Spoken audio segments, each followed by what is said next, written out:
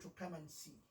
Exactly. And we started that already with a big statue of him, Okay.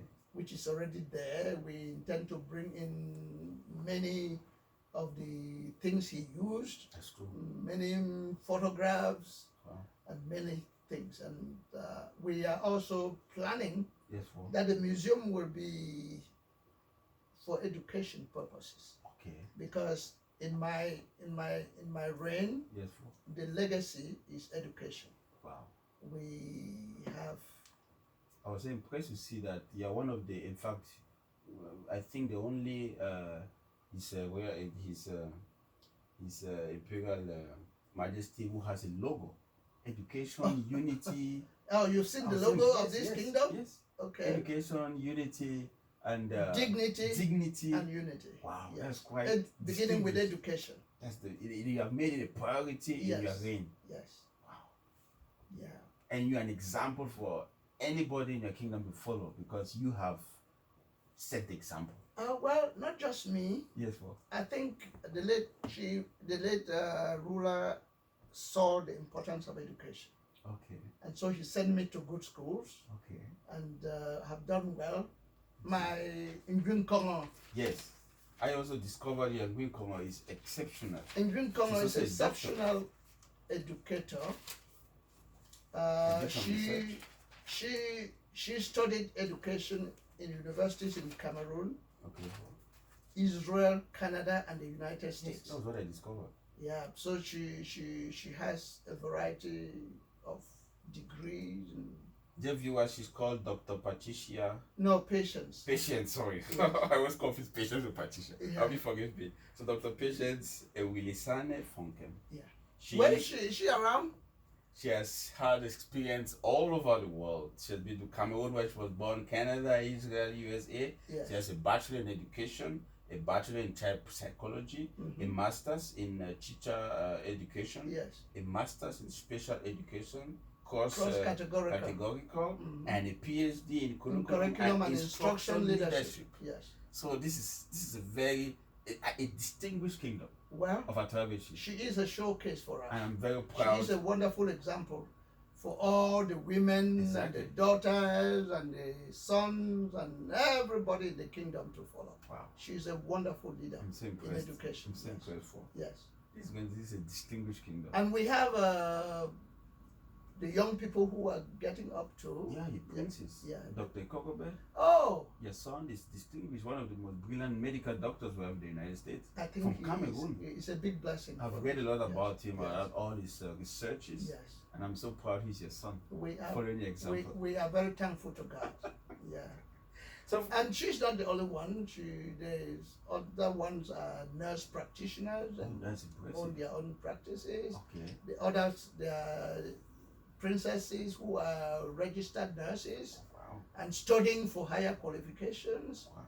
The other princesses who are, we have one who is becoming, who is studying for a master's in biomedical engineering. Wow. We have other undergraduates around as we speak. Yes, what? In this palace, there are about 8 students in the university. I'm so impressed. As we speak now. I'm so impressed. Yes. So for us, Ngwin and me, our plan is that education will be the legacy we leave behind. Yes. Wow. I'm so impressed that despite the fact that in the United States we've kept on with this legacy, the culture. Dear viewers, I am presently in the Atoabechied Palace in Wisconsin. Inner Palace. The Inner Palace. Yeah, so I'm very. They call it in Tima. I'm in Tima right now, so you can see the cultural aspect that it depicts. We have His Imperial Majesty here, who is not only a traditional leader, but also a distinguished professor, full-time professor at the University of Wisconsin. And that takes me to my next question. Okay. I've read a lot of articles that you've written. You're a prolific writer. Thank you. When did this passion for writing begin? I've always been a writer. Okay. From my undergraduate days, Therefore, I was writing. And when I started my graduate program in Buya, there was a professor there called Charles Nama, who had studied at NYU and found that when I wrote essays, they were spectacular for him. Okay. And so that from that encouragement, I've always been trying to write and publish. But my spouse, Yes. Dr. Fuankem, encouraged me to complete a PhD, because when you write and publish without the three-letter word PhD behind your name, yeah, people don't take you seriously. Exactly. And so, thanks to her, I went back to program. school and I have been writing. That's quite impressive. If you see, you are impressed by what I've written and published. You have. I've read, for example, The Decline of Lefua in where? February 2020. Yeah. The Refugee and Migrant Crisis. Human Tragedies as an Extension of Colonialism. Deliberative Dialogue as a teaching stroke learning experience in higher education. I can keep on reading and reading. There are more than 40 titles of articles he's written. Those are the ones that are published. You don't even know the ones I'm working on currently. Published. And he has ongoing publications. Yes. For example, The Persistent Conflict and Violence Amidst an Abundance of Peace Speeches and Meetings, a Critical Perspective on Peace. Yes. So we have been rising up, people have been talking about peace, but people keep dying every day. So this article is going to be really breaking. Right.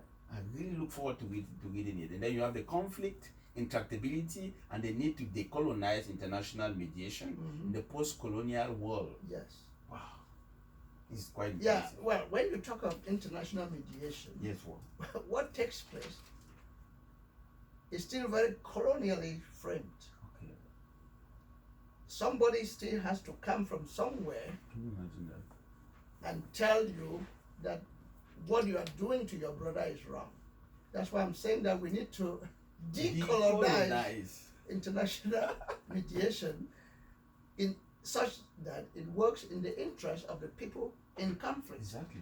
Not in the interest of the big powers that come to do the mediation. If you study international mediation in Africa, yes, well, be it in Mozambique or in Namibia or Eritrea or wherever there's been conflict, the mediators are always the former colonial powers. Imagine? Yes, that's so. Yeah. That's really. I think that's a scandal. Well, we should solve our that own comes problems. that comes from the nature of the kind of independence that we had. It looks like we didn't have independence. We Well, keep going back to them, yeah. and they come back. They don't understand the situation. Right. For example, the present crisis back home. And that is why there is the need to decolonize what's going on. You've written a lot about the present conflict war, especially that is hindering. That is hindering the progress of, for example, or the project you're having back home. Is hindering. Well, my area of expertise Yes, is I'm a conflict scientist. That takes me to my next question. You specialize, you Yeah, have a PhD. Yeah, my area, my background is in conflict analysis. I'm a conflict analyst. And resolution. Well, so I study conflicts and analyze them. Wow. So that's why as an academic, Yes, well, that is my focus. Yeah. I'm so impressed. Yeah. And you've had a lot of publications. Oh yeah. From, for example, you have the BLM issues and challenges at centuries end, 1999. Okay. Oh, that was a book published quite a long way ago. Yeah. I'm quite impressed. And then there's another one you published. I have a long list here, which I can't. You have the Le Bois in the BLM. Le Four, sorry, Le Four in the BLM, Decline or Transformation, yeah. 2006. Yeah, I'm very concerned about the decline in traditional institutions of Le Four, which for me Yes, are central to the culture of the people. Exactly. Yeah, so I have a major article that I wrote in 2002 or 2000, Yes, which was titled "The Decline of the Four in Wayland." so it has been declined. People no longer recognize it. Yeah, and that article is published in London Okay. in a website by Father Vincent Lockhart. Okay. And if you went to Yes, www.leblm.info, okay. you'll find that article. And because of that, I published that article. Yes, I was encouraged to go on further in 2006 to do the book. Oh wow. Yeah. So quite impressive. So this is really something serious. So in your book, you're trying to enlighten worldwide, especially the Africans, to value their culture? Yeah, that's my goal. But the book is a kind of a debate. Yes, for. Is it declining? Yeah. Or is it just changing? Some people think that it is changing. I feel it is declining. And that's sad. And for the people who think it's changing, I keep asking them, in what direction? Okay. Right. So the book has two sides to the argument. Then you got a wonderful book on British Southern Cameroon's nationalism and conflict in post-colonial Africa, 2014. Yeah. What were you trying to? Well, if you know the conflict in Cameroon that has ended up in this war, massacre, you would realize that it did not just start. That book was published before the war. Exactly. And people do not understand it, or maybe. Well, that same book, yes, for. which used to sell for $27, now sells for $907. Because people are going to eat to understand. Because it is of the research. deep. Wow. The conflict has been on, yes, for. Probably since the so-called joining, independence by joining. As a matter of fact, Fonlon yes, for. wrote about the uneasiness of the British Southern Cameroon's party yes, for. by 1963-64. Wow. So the conflict has been festering, okay. has been simmering for decades. Even some people think that it started in 2016. No, it only escalated in 2016. And again, the leadership of Cameroon didn't take advantage of that. And the international community didn't take advantage. They rather depicted it as English and French fighting in Cameroon. Can you imagine that? It's not two languages. Two languages cannot fight.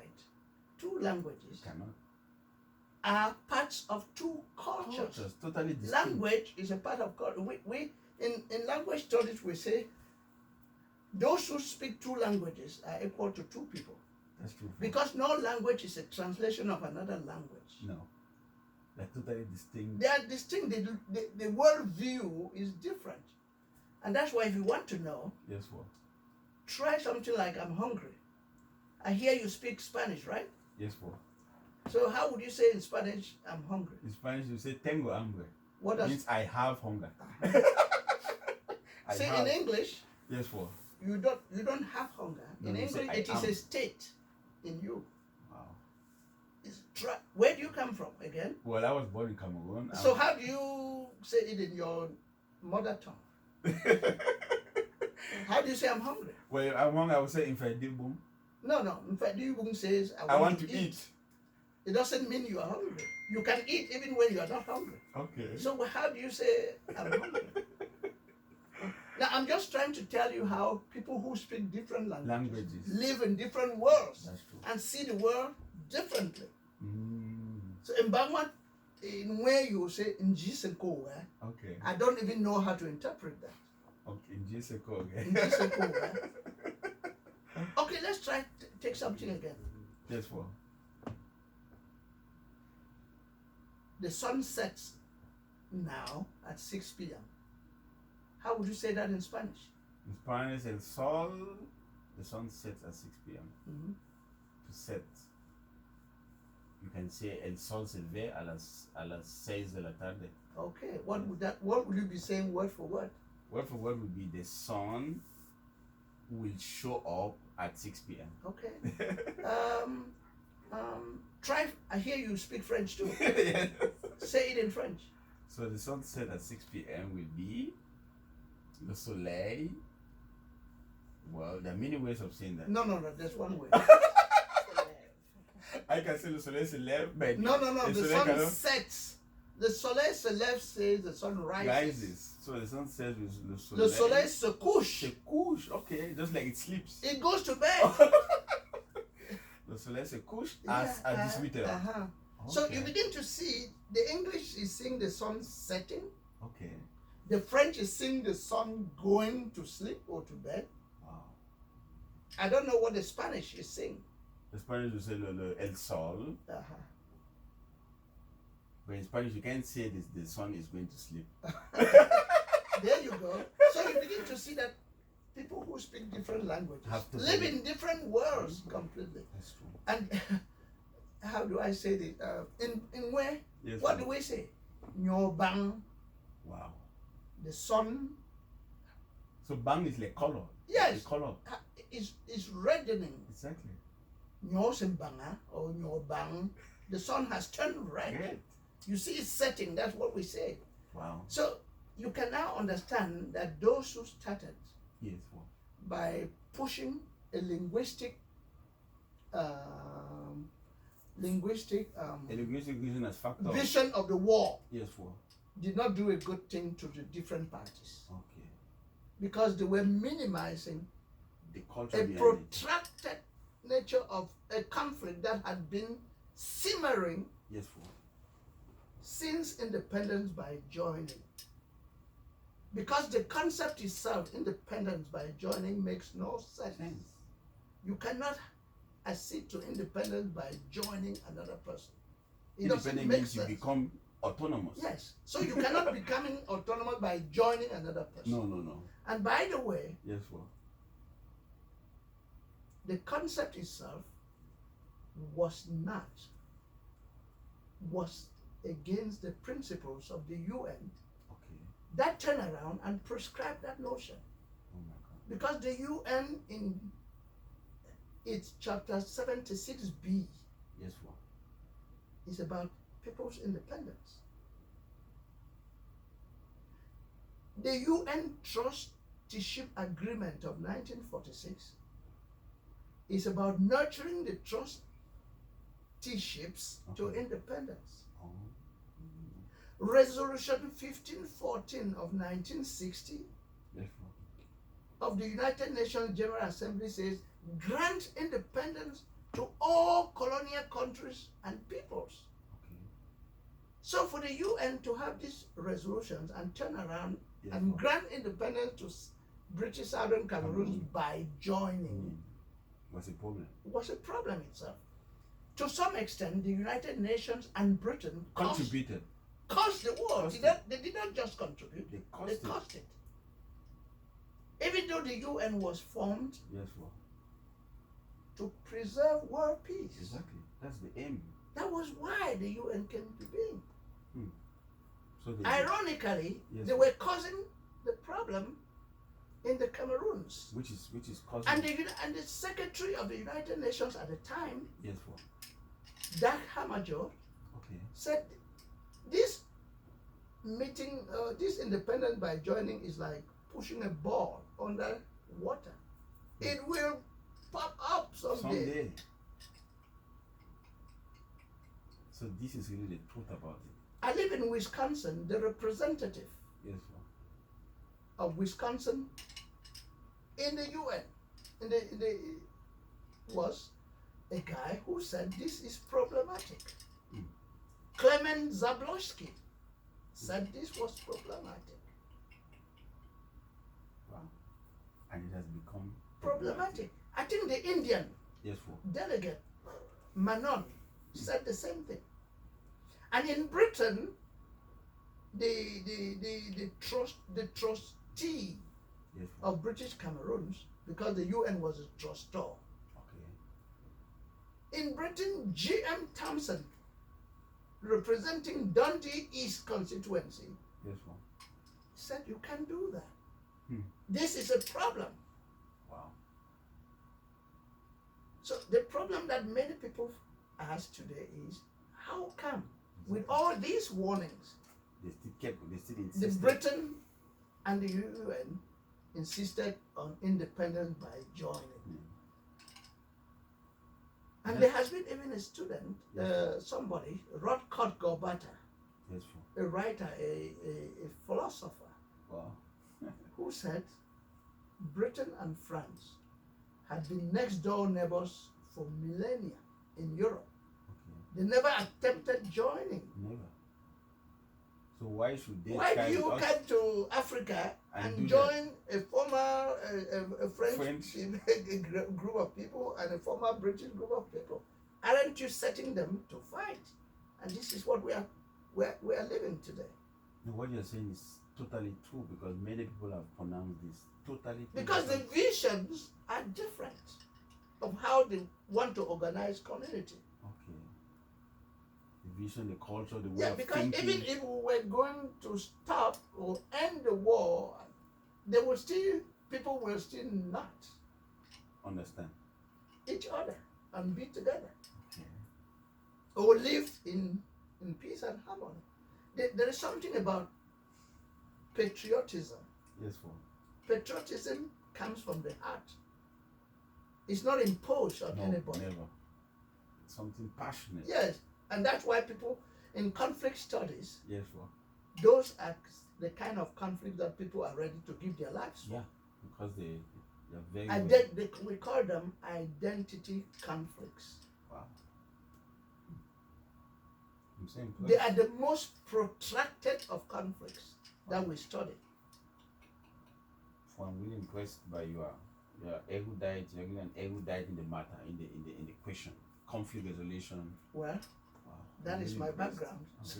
So there's this wonderful book, Crime, Second Chances, and Human Services: Creating a Pathway to Ordinary Life for the Convicted. This was 2019 that you got this book. Yeah, it's a very recent book. Wow.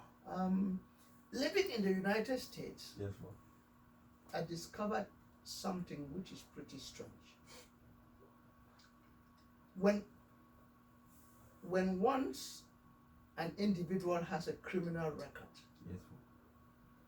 that individual Has is no. pushed to the fringes. I observed that. You can't get a job. Oh my You God. cannot vote. Oh. You. There are so many Things things you cannot do. that you can do when you have a criminal record. Oh my God. And so my question Yes, sir. in the book is,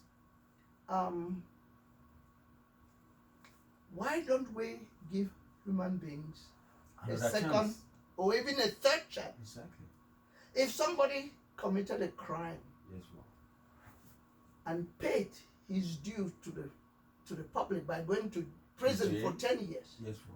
when he leaves, Yes. we should give them a Another second chance. chance.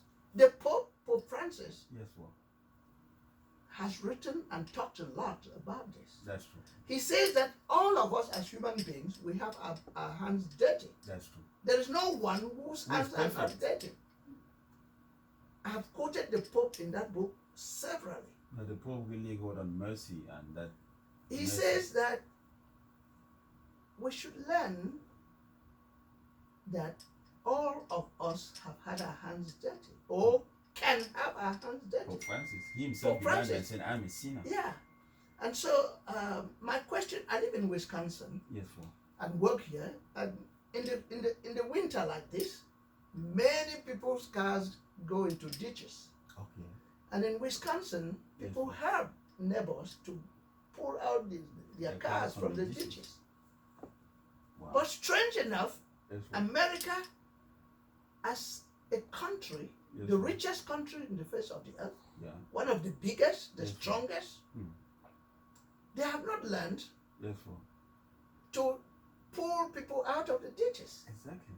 Why do they do it with cars but not to human beings? They can do it to cars of neighbors, but not to human beings. That's quite. And that is why we wrote the book Wow.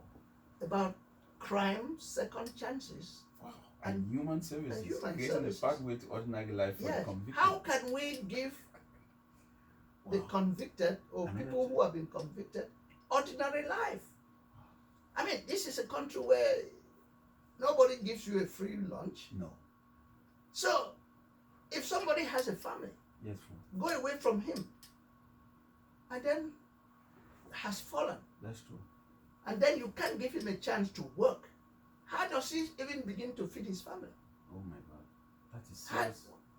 and this is the problem in that book. Yeah, where does it even Where begin? does it begin? You cannot vote means you can You choose can your choose leaders. your leaders. You can't work means you can't feed yourself Oh my God. or your And family. your family. Wow. This is So- serious.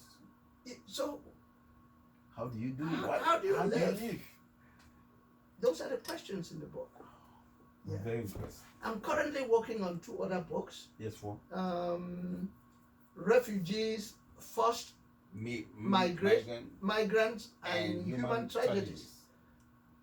And interdisciplinary. I'm looking at in 2015.